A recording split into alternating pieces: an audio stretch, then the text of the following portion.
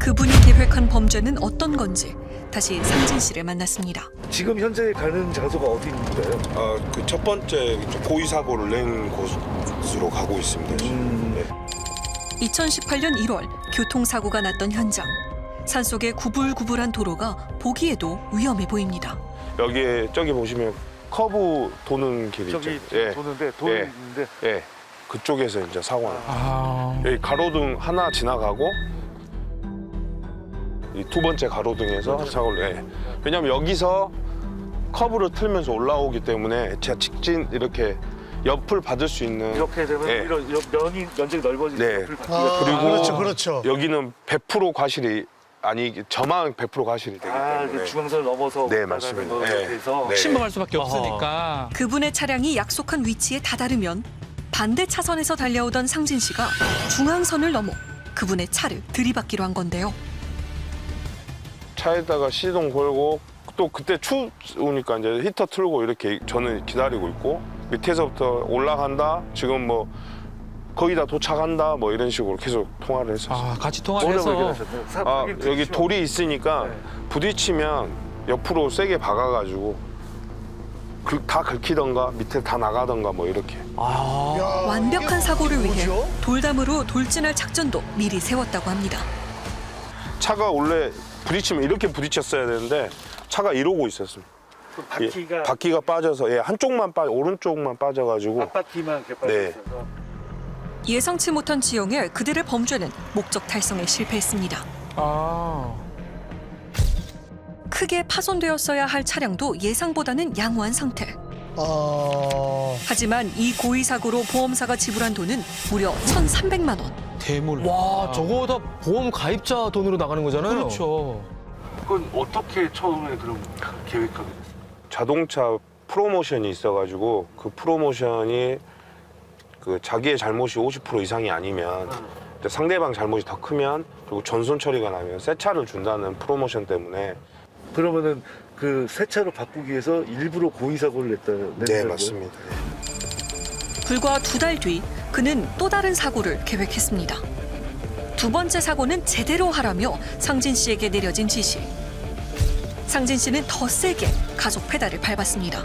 그 결과 1,200만 원 이상의 보험금이 지급됐습니다. 누구의 의심도 없이 묻혀버린 두 건의 고의 교통사고. 2달 뒤 또다시 벌인 세 번째 범죄는 경찰과 검찰의 의심을 살 만큼 더 대담해졌습니다. 이야. 이 모든 것을 설계했다는 그분은 대체 누구인 걸까? 의문만 깊어갈 무렵 상진 씨에게 듣게 된 놀라운 사실. 그분은 상진 씨가 일했던 치과의 원장이라는 겁니다. 예? 병원장이요? 아니, 치과 원장을 알게 된 지 13년이 되었다는 상진 씨. 그분은 그럼 어떻게 처음 만나게 되셨어요? 큰형 원래 제자였습니다. 제자였는데 이제 저희 아버지가 이치료 때문에 이제 그 치과를 가게 됐었고. 2007년 형의 소개로 아버지가 원장의 치과에서 임플란트 수술을 받았다는데요. 근데 그때 당시에 한 2천만 원 정도 나온다고 했었던 것 같아요. 아버지 임플란트도 해주고 어머니 임플란트도 해줬는데 돈이 없다 하니까 저희 큰형이 갚은다고 하니까 그분이 너는 운동만 해라. 안 갚아도 된다. 터진상은 당연히 저희 아버지 이도 해주시고 차도 저한테 하면서 신부는 좀만 해? 하면서 차를 줬고요. 하니까 너무 좋았죠. 은인이 따로 없었답니다. 마침 쉬고 있던 상진 씨에게는 호의를 베풀며 병원 일을 시키기 시작했다는데요. 저한테는 이제 큰형이 있으니까 자기를 큰형 큰 형? 형처럼 대해라. 가족보다 더 낫다고 생각을 했었죠 그때는. 나한테도 이렇게 그 돈 있고 재력 있고 도와줄 사람이 생겼구나. 세상 누구보다 든든했다는 큰 형. 그저 감사한 마음에 치과의 온갖 굳은 일도 마다하지 않았습니다. 치과에 대한 뭐 물품, 뭐 거즈, 보스만, 세제, 뭐 자질구레한 것들 다 제가 커펌 받은 다음에 제가 결제해서 오게끔 했었고요. 그러니까 기공물은 당연히 제가 왔다 갔다 했었고요. 치과 기공물이요. 어느새 상진 씨는 치과의 외부 업무도 맡게 되었습니다. 취업까지 시켜주고 큰큰형이 좋은 사람 같긴 한데요. 세금도 제가 납부를 했었습니다. 치과의 주요 거래처에서는 실장님으로 통했습니다. 몇 살부터 지금 몇 살까지 하신 거예요? 지금 이제 어떻게 보면 28부터 지금 41. 어이구. 와. 그럼 일하면서 월급은 얼마 받으셨어요? 월급은 안 받았었고요. 월급 얘기를 그럼 아예 안 하셨어요? 원래는 주라고 했었었죠. 근데 너는 돈 있으면 쓰니까 내 카드 쓰고 나중에 다 챙겨주겠다. 집도 해주고 사업을 하면 내가 다 도와주겠다 이렇게 했었었죠. 자주 하는 말이라서 저는 그걸 믿었었고. 그런데 치과 일은 시작에 불과했습니다. 출퇴근길 운전은 기본, 원장의 아주 사적인 일들까지 상진 씨가 해야 할 일들은 날이 갈수록 늘어만 갔다는데요. 개인 업무는 그분의 모든 거를 다 봤습니다. 당연히 금융 업무, 카드 업무 이런 건 제가 했습니다. 그리고 어머니 아프면 제가 병원 왔다 갔다 했었고. 어머니 병원 예약부터 빨래, 청소 완료 보고까지. 커튼 주문 이거는 거의 집 아들 얘기 아닌가요? 야, 보니까 지금 톡이 아니라 업무 메신저네요. 완전 수행 비서. 그게 노예라고 저는 생각해요. 이게 비서보다 노예에 가깝다고 생각해요. 큰형의 연락은 시도 때도 없었습니다. 언제 어디에 있든 그가 부르면 달려가야 했다는데요. 나오라면 무조건 가요. 그리고 저녁에도 이제 여자친구랑 있는데 감기약을 사오라 하더라고요. 여자친구랑 있는데요. 좀 사다 줘. 그럼 이제 여자친구 싫죠 당연히. 싫죠. 그러면 감기약 갖다 주면 되잖아요. 그냥 갖다 놨습니다 하면 잠깐 올라오라 그래요. 갖다 주면 잠깐 와서 얘기하다가 이제 가. 참. 가까워질수록 선을 넘는 큰형의 지시사항은 늘 상상 이상이었습니다. 애인이 이제 올 때면 침대 청소를 또 시켜요 저한테. 이제 한 번 그런 것 때문에 싸웠다 그러더라고요. 머리카락 틀리다고. 어떤 여자를 만날 때 저한테 가서 우선 청소해 놓으라 해요. 그냥 똥만 안 닦았지 다른 거 다 했다고 생각하시면 돼요. 원장과 함께한 지 5년째 되던 해. 참다 못한 상진 씨가 처음으로 원장과 헤어질 결심을 했습니다. 이곳은 치과를 벗어난 상진 씨가 일했던 자동차 공업사. 형님 편한 게 하나도 없네요. 똑같이 뭐 네. 열심히 했고 시키는 거 잘했고 배우려는 그때 의지도 있었고 해서 그래도 괜찮았어요. 인성적으로는 그런 거는 참 좋았죠. 일도 성격도 있고. 새 출발을 해보겠다며 부단히도 애쓰던 때. 지난 13년 중 가장 행복했고 마음 편한 시간이었다는데요. 하지만 잠시였습니다. 떠나온 지 6개월, 큰형은 다시 상진 씨를 찾았습니다.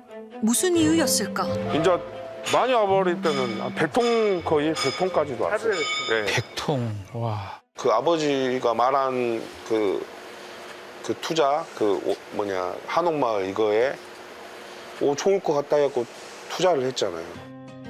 이렇게까지 집요하게 연락한 건 원장에게 사업 투자를 제안했던 상진 씨의 아버지 때문이었습니다.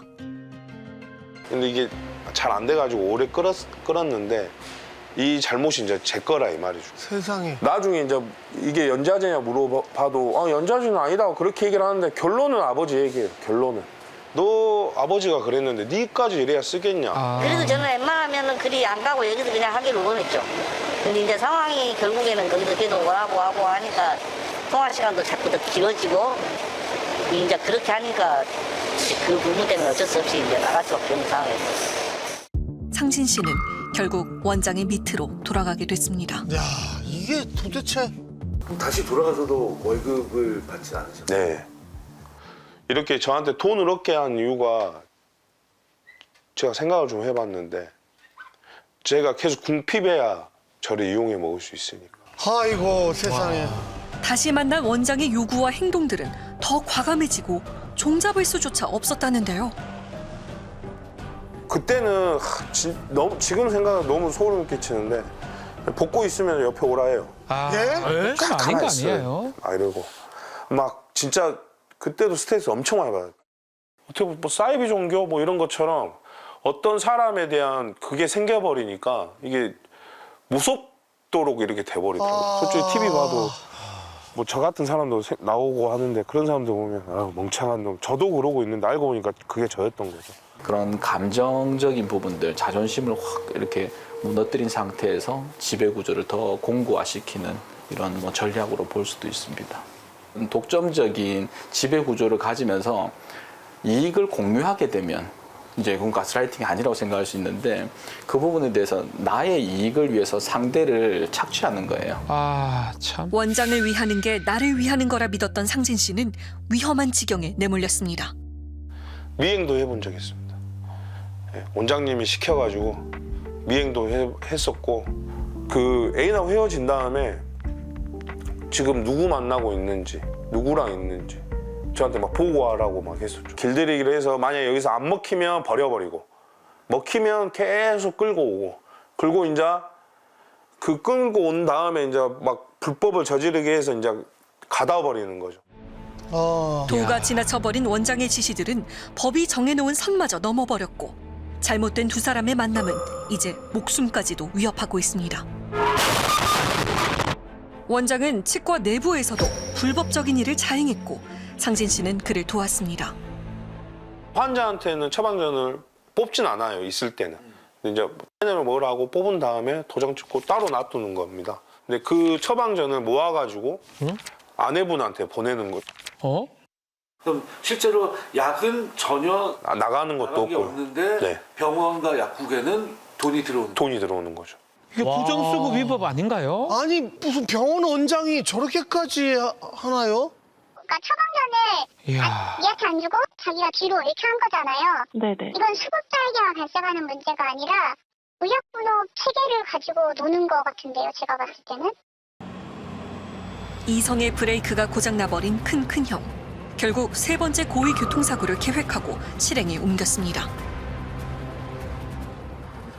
그럼 그때는 뭘 목적으로 사고를 냈던 거예요? 그때도 1차처럼 그 수입차에 그 원장님 네, 원장님 수입차에 프로모션을 받기 위해서 1차에서 실패했던 것을 다시 예, 다시 한 겁니다. 이야. 네, 제가 또 엮이면 안 되니까 같은 사고가 나면 네, 안 되니까. 같은 운전자가 하면 당연히 의심을 받기 때문에 그 운전만 와서 다시 델다만 줘라 이렇게 해서 가게 된 겁니다.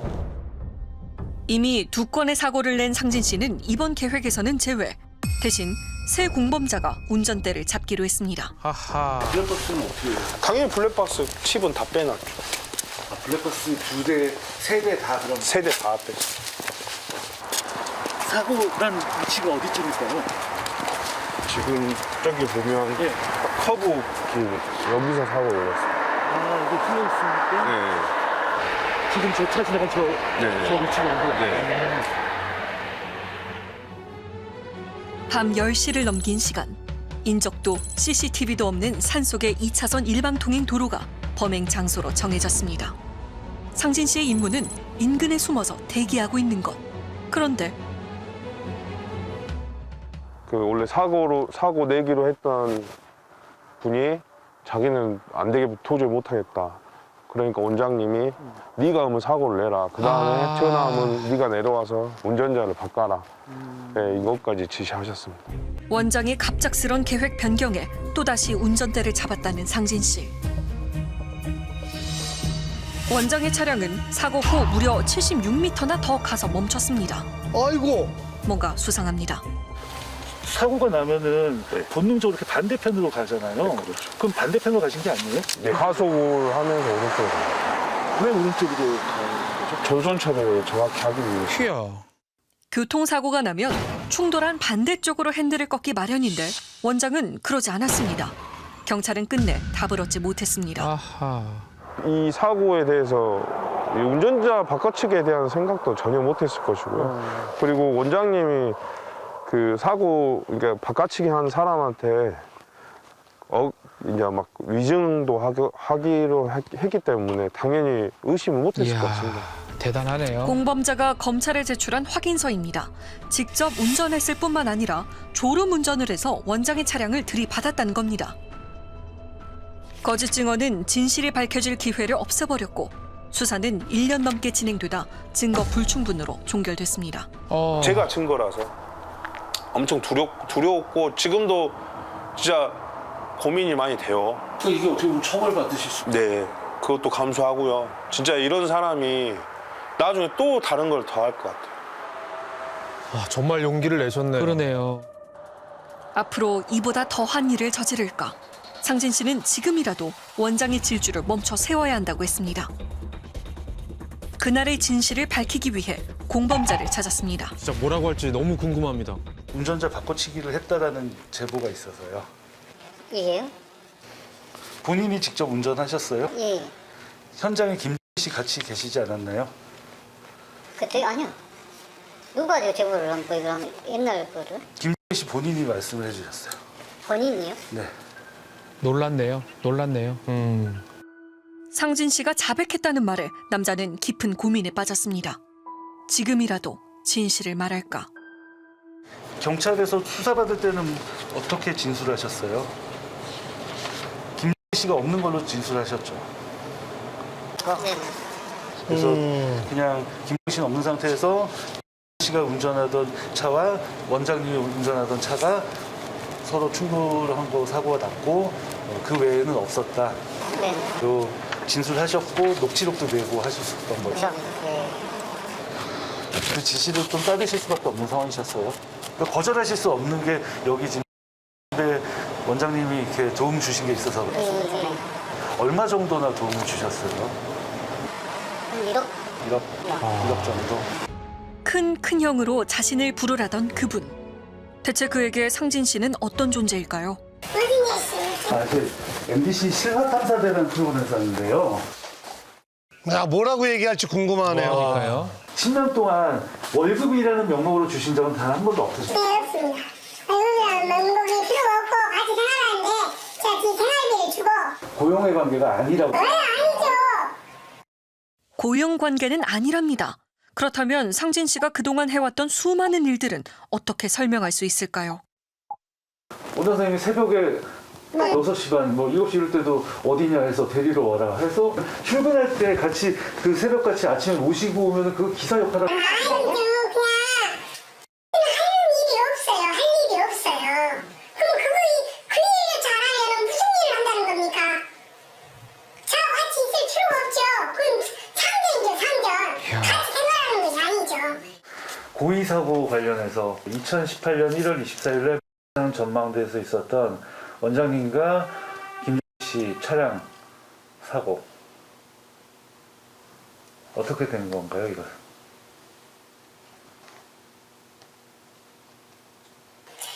말이 맞습니다. 이야. 그러니까 누가 사고를 내자고 먼저 얘기하셨어요? 그거는 사실이고 그에 대해서 제가 받을 것이 있으면 받겠습니다. 고의로 사고를 내신 거 맞으신 거죠? 네. 인정을 하시네요. 운전자를 바꿔치기 한 3번째 범죄에 대해서도 물었습니다. 네, 생각납니다. 야, 이것도 말이 맞다고 생각합니다. 이것도 원장님이 진두지휘하신 사건이죠? 어떻게 하면 좋겠냐 해서 해야 돼서 한번 하다 보니까 그렇게 해서 처리하려고 했었습니다. 제 차는 제가 오늘 사고를 낸 차는요? 씨가 했습니까? 김 씨가 했습니까? 차에서는 사고를 낸 건데 그 자세히 생각이 나요. 모든 고의 사고를 인정했습니다. 하지만 자세한 건 모르겠다는 입장인데요. 저도 이야기하고 싶은 거 많이 하랍니다. 너무 속이 터지고 자기 생활하는데 재벌스럽게는 못해도 풍요하게 살고 불편하지 않기 때문에 10몇 년을 있는 거죠. 하라고 자기 쓰고 싶은 거 쓰고 뭐하고 누리고 해낼 수 있는 거죠. 그 가족들이 저한테 제가 베풀어준 것은 한도 것도 없고요. 그렇게 많은 혜택을 받았는데 이것을 이렇게 까발린 것은 많다고 정말 아, 진짜 뭐라 할 말이 없네요. 정말 아유 참. 아유. 다시 만난 상진 씨는 마침내 큰형과 헤어질 결심을 모두 마쳤습니다. 그리고 자수를 위해 경찰서에 왔는데요. 저도 이제 제 삶을 진짜 좀 늦었다고 생각은 하지만 또 빠르다고 생각을 하고요.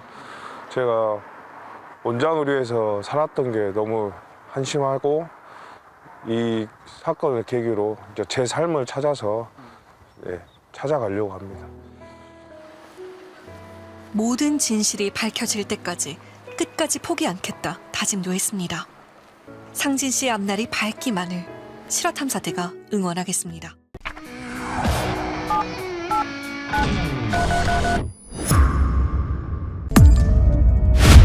서울을 떠나 이곳 완도에서 자리를 잡은 지 어느덧 5년.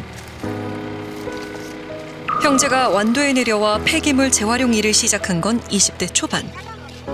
아버지를 도우면서부터였습니다. 처음에는 아무것도 모르고 이제 아버지가 도와달라고 와달라고 부탁을 하셔갖고 이제 내려오게 됐는데 점점 이제 일을 배우다 보면서 되게 많은 걸 배웠고요. 재활용되는 걸 공부하면서 좀 재밌었고 제가 노력하면 노력할수록 이제 우리 환경이 깨끗해진다는 사실이 좀 사명감을 갖게 그렇죠. 그런 거죠. 첫째 지호 씨는 대학을 졸업한 이후에 둘째 상훈 씨는 20살 때부터 아버지 일을 도왔습니다. 그런데 2018년 2월 아버지가 갑작스럽게 세상을 떠나고 형제는 20대 젊은 나이에 회사를 물려받았습니다. 그런데 그때 강 씨가 이들 앞에 나타났습니다. 사실 조현생이가 아무것도 모르는 상황에서 지역사회고 너네들이 살아남기 어려울 것이다. 이 지역 토박이고 잘 아는 내가 도와주겠다. 그는 아버지 때부터 영업이사라는 직함을 가지고 계약 건마다 수수료를 받아가던 인물. 그런데 또 다른 직업도 있었습니다. 신문사 기자라고요? 넌 기자들이 얼마나 무서운지 너 아냐. 특히 환경기자가 제일 무섭다. 이 기사 하나 쓰면은 너네는 끝이다. 너네 업체는 그냥 문 닫아야 된다. 너네 업체 죽여버리는 거 정말 눈 하나 깜짝 안 할 정도로 한순간이고. 기자라는 거 앞서서 협박한 모습인데요, 이거는. 강 씨는 지역 관련 기사를 쓰는 기자였고 완도에서 나고 자란 토박이었습니다. 아는 사람 하나 없는 형제는 그의 말을 따를 수밖에 없었습니다. 왜요? 두려웠습니다. 이제 기자들한테 믿고이면 안 되겠구나 하는 생각이 제일 먼저 들었고 해코지 막 보고 그런 게 너무 무섭기도 하고 그런 거를 굉장히 좀 심어줘서 잘 보여야겠구나 하는 생각을 아이고. 강 씨는 2016년도부터 아버지 회사에서 영업이사로 일을 하며 수의 계약이 이루어질 때마다 영업수수료 8%를 받아갔는데요. 형제에게는 10%로 인상해서 챙겨갔습니다. 그뿐만이 아니었습니다. 지난 3년간 성과금, 보너스, 유후운비 등 다양한 명목으로 가져간 돈이 7억여 원. 영업이사라고 하는데 일은 안 하고 돈 가져가고 그런 상황을 그거 보면서 이게 맞는 건가 싶었죠. 그동안의 매출을 계산해보니 회사 순이익보다 강 씨가 가져간 돈이 더 많았습니다. 이야. 단기 순이익을 보시면은 이제 매출액 대비 9.55%, 지급 부분은 매출액 대비 14.84% 이렇게 나왔습니다. 야, 이게 말이 돼요, 이게? 자신이 기자고 완도 토박이라서 폐기물 처리 계약을 성사시키는 거라고 큰 소리쳤던 강 씨. 그래서 10%를 가져간 거잖아요. 그런데 2020년부터 폐기물 처리 업체의 계약 방식이 달라집니다. 수의 계약이 아닌 공정한 경쟁을 하는 공개 경쟁 입찰제로 바뀐 겁니다. 그럼 이제 영업 필요 없어진 거 아닙니까?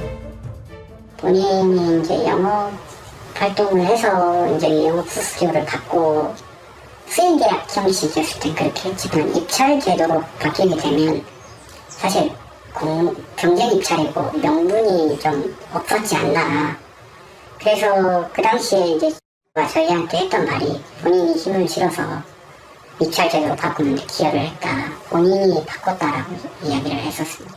그래서 마찬가지로 똑같이 계약 금액의 10%를 요구를 했었습니다. 강 씨는 군청 담당자에게 자신이 입김을 넣어 이뤄낸 성과라고 했다는데요. 말이 안 되는 것 같은데. 사장이 왔다 가더라. 그래가지고 인물장을 소주 한잔 먹고 갔어. 인물장하고 넷이 술 먹었지. 마지막으로 형님 내가 부탁할 거 하나 있어. 내일까지 입찰돼도 못 박아주시오. 여기서 단면을 시키러 다닌디 형님 이것이 맞지요. 도와주십시오. 강 씨의 말이 사실일까? 그의 입에 오르내린 관계자들을 만났습니다. 사무실 자주 와서 언론이 이렇게 만나긴 하는데 뭐 그런 얘기는 내가 입찰을 바꾸고 그런 얘기는 내가 그런 적은 없어. 제가 뭐 입찰을 바꾸고 하는 그런 이제 자신의 부서에 있는 것이 아니기 때문에 뭐 그럴 수도 없고요. 그런 얘기도 들은 바도 없고 진짜 난감하네요. 공개 경쟁 입찰제를 도입하는데 정말 강 씨가 영향력을 행사했을까?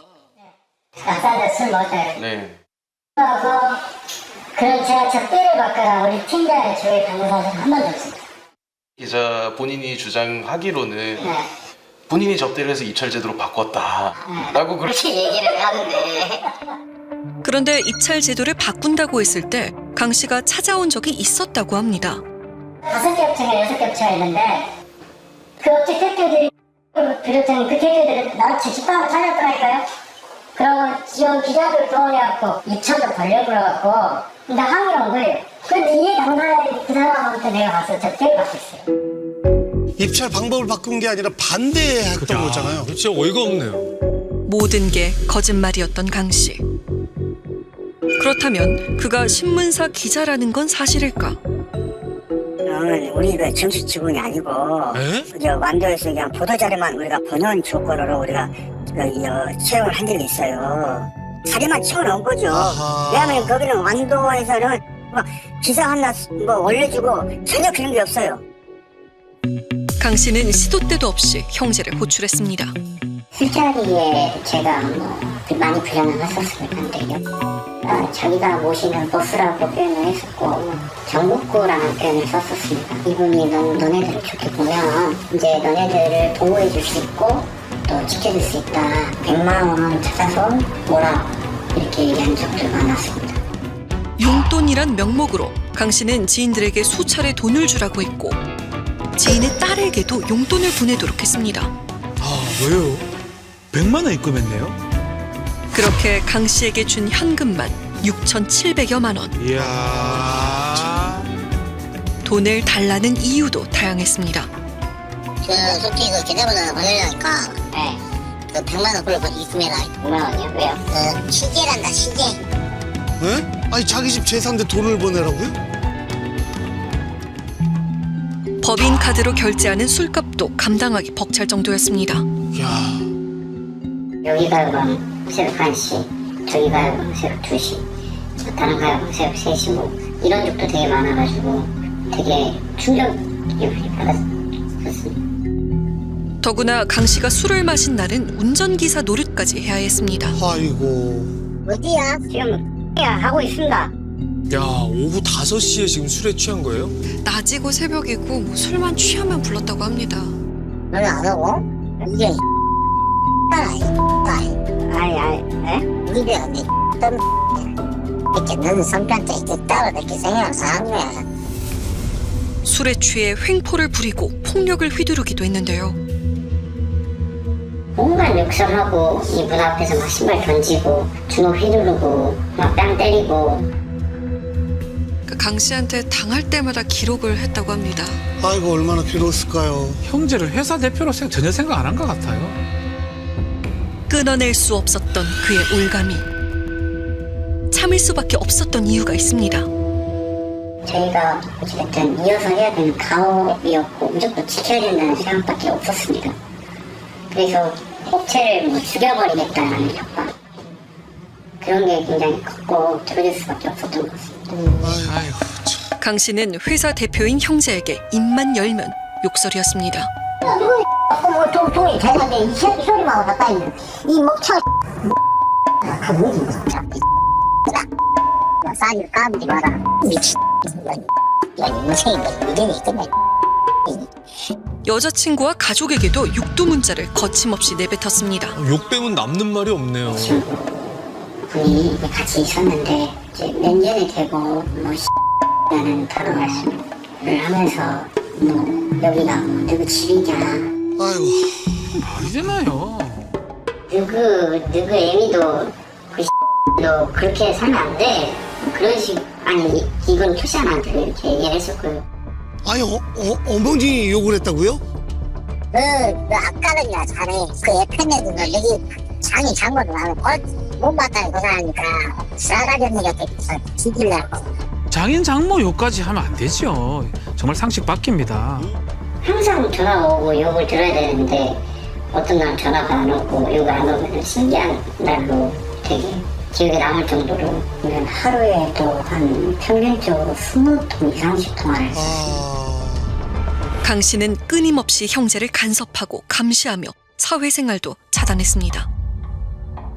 출타를 제한하고 외부인을 못 만나게 했었습니다. 뭐 이유는 잘 모르겠는데 이제 저희 공장이고 늙을 거니까 여기 있으면서 수시로 확인을 해라.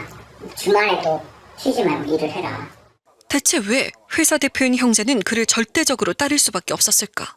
왕과 신하, 뭐 어떻게 보면 주인과 노예 같은 관계가 지속돼 왔다라고 보는 게 맞고요. 굉장히 강압적인 방법을 이용을 해서 그 사람의 어떤 생각과 의지를 좀 바꾼 거라고 볼 수 있기 때문에 브레인워시, 말하자면 세뇌로 볼 수도 있습니다. 세뇌까지. 이제 그 세뇌가 좀 가능했던 조건 중에 하나는 고립된 지역이었다라는 거예요. 주변과의 어떤 소통을 다 끊어버리고 지속적으로 본인의 말이 옳다라는 걸 주입을 했기 때문에 일반 시민들이 볼 때에는 어처구니 없는 일이라고 생각을 할 수 있지만 상황 자체가 사람을 좀 다르게 만듭니다. 강 씨는 자신의 집을 살 때도 형제에게 황당한 요구를 했습니다. 기록을 하면서 이제 저보고 제 명의로 내줄 것을 좀 강요를 했었습니다. 이제 계약서에 다 준비해놓고 사인만 하게끔 그렇게 했었어요. 무슨 얘기죠? 아니 왜 남의 이름으로 집을 사는 거예요? 명의를 빌려줄 수 없다고 거절했지만 돌아온 건 또 험한 욕설과 협박이었습니다. 뭐 네가 도와줘야지 뭐 나 길바닥에 나앉으라는 거냐. 결국 지호 씨 이름으로 집을 매매하고 지호 씨 앞으로 대출까지 받았습니다. 아니 그냥 집을 사달라고 한 거네요. 집을 매도한 사람은 강 씨의 지인. 그도 지역 신문사의 기자였습니다. 권 씨가 빌라를 지어서 분양한 겁니다. 자기들끼리 얘기가 다 된 거네요. 그래서 은행에서 신호를 냈더니 신용불량이다 그래가지고 집이 안 된다. 2% 하고 가면 누가 이자를 내나 어떻게 자기가 다 낸대요. 그래서 그냥 그렇게 하라고 한 것이지. 그게 뭐예요? 그런데 1년 뒤 지호 씨도 같은 빌라를 신혼집으로 매매하게 됩니다. 다 못 사게 했습니다. 결론적으로는 그 빌라를 구매하게 했었습니다. 아니 바로 옆동을 산 거잖아요. 왜죠? 미분양된 이제 빌라 남은 한 채를 제가 사게끔 했었습니다. 야, 이상한 점은 또 있었습니다. 지호 씨가 집을 살 돈이 충분한데도 강 씨는 굳이 돈을 빌려가게 했습니다. 4,500을 줬고 그 다음은 제가 500을 찾아서 이렇게 지급을 했습니다. 그래서 이 부분은 500만 원은 자기가 비자금을 만들고 싶고 자기 부인에게 비밀로 해달라고 하며 이렇게 했었는데 그러니까 결과적으로 강 씨가 4천만 원 지금 빌려준 거네요. 그런데 며칠 뒤 강 씨의 아내가 차용증을 들고 찾아왔습니다. 5천만 원을 빌려줬다는 내용. 뭔 소리야? 4천인데. 뭐예요? 5천만 원 차용증을 작성을 해서 맞고 이제 제 도장을 따로 찍게 됐습니다. 지호 씨는 차용증에 도장을 찍고 서명을 한 적도 없었는데요. 어떻게 된 걸까? 야. 여기가 도장, 법인 도장이랑 같이 보관하는 거였어요. 여기서 꺼내서 몰래 빼가지고 한 거네. 네. 이곳 완도에서 아버지 사업을 물려받아 운영한 지 4년째. 주변 섬에 들어가 해양 폐기물을 싣고 오는 작업은 늘 바쁩니다. 그래서 어촌계에서 쓰레기를 한 번에 모아놔요, 정치장에. 그거를 이제 수거해오는 일입니다. 섬에는 이렇게 배 시간이 한정적이다 보니까 오전에 한 번, 오후에 한 번 이렇게 들어옵니다. 20살에 아버지를 돕겠다고 내려와 모든 걸 독학으로 익힌 둘째 상훈 씨. 일에 대한 자부심도 높았는데 강 씨의 지속적인 괴롭힘에 일상마저 무너졌습니다. 그 사람 말로 따지면은 무슨 일이든지 완전히 벌어질 것 같고 어떤 일이 일어나도 뭐 내 편은 없고 뭐 무서움에 두려움에 떨고 창문도 다 잠그고 커튼을 못 치면은 밤에 너무 무서워갖고 잘 생활이 안 되고요 지금은. 형제는 극심한 스트레스와 우울증으로 현재 정신과 치료를 받고 있습니다. 그의 손에서 벗어날 수 없었던 악몽의 시간들. 참고 견디면 언젠가 끝이 날까 버틸 수밖에 없었습니다. 무엇보다 보복이 두려웠습니다. 아이고 참. 후배 또는 선배라면서 뭐 등치가 있고 몸에 좀 문신이 있는 사람을 대동해서 이제 오기도 했었고 본인이 제 아는 지인들이나 이런 것 중에 건달, 뭐 정구 건달 이런 표현을 굉장히 많이 썼고 양아치들 데리고 협박을 하고 뭐 이런 게 지금도 가능한가 이렇게 생각할 수 있지만 기자라고 하는 직함 그리고 고립된 지역에서의 어떤 그런 위협이 절대 권력이라고 느꼈을 것입니다. 아주 수시로 욕을 하고 비하를 시키는 내용들이 나오는데요. 이런 수치심과 모멸감 이후에도 본인이 이제 저항하지 못했다라는 그런 어떤 자괴감도 생기기 때문에 그래서 더 저항을 못하게 되고요. 평화로운 섬에서 삶이 이토록 괴로워질지 몰랐습니다. 제일 걱정은 가족인데요. 그렇죠. 아내는 결혼을 하고 아이를 낳아 기르는 지금까지 마음 편히 집 밖을 나가본 적이 없습니다. 외출 웬만하면 안 나가려고 하고 안 마주치는 게 좋다고 생각을 하니까 거의 안 했죠. 혹여 강 씨를 보게 될까 낮에도 커튼을 치고 생활하는데요. 아니 왜냐면 이게 옆동에 살잖아요. 저기 왔다 갔다 하는 것만 해도 되게 잘 보여요. 몇 번 많이 봤어요. 참 안타깝고 미안한 마음이 좀 큰. 저 하나 믿고 시골까지 내려왔는데 마음이 좀 안 좋습니다. 아내는 강 씨의 온갖 괴롭힘에 시달리는 남편이 늘 걱정이었습니다. 밤낮으로. 일 안 할 때도 그냥 평상시에도 계속 전화 왔었던 것 같아요. 항상 욕으로 시작해서 욕으로 끝나고. 그때 생각하니까 눈물 나요. 와, 지켜보는 아내도 정말 많이 힘들었을 것 같아요. 남편이 엄청 힘들었었어요. 근데 제가 못 도와주니까. 아 이게 말이 됩니까 이게? 3년 동안 강 씨의 끊임없는 갈취와 폭언, 협박에 지칠 대로 지친 형제는 결국 결단을 내렸습니다. 진짜 정말 이거는 아니다. 이렇게 열심히 우리가 해서 정말 이게 누구를 위한 건가. 우리 아버지가 정말 이걸 원하셨을까. 어떤 결단을 드려야 될까라고 생각을 했는데 거의 업체를 접어야 되지 않을까. 모든 걸 정리하고 완도를 떠날지도 모른다는 각오로 그동안 강 씨가 벌인 악행에 대한 증거들을 모았습니다. 아, 잘했네요. 모았군요. 그리고 완도의 한 단체 협회장에게 도움을 요청했습니다. 인연도 없고 뭐 이런데 대부분의 사람들은 외지에 와서 사업한다 이런 많이 도와주거든요. 그런데 이 사회적 기자들은 그냥 먹거리로 활용을 먹을 거예요. 이제 애들 불쌍하고 힘들고. 아우 너무 감사한 분이네요. 김 회장은 강 씨를 만나 형제에게 한 일들에 대해 따져 물었는데요.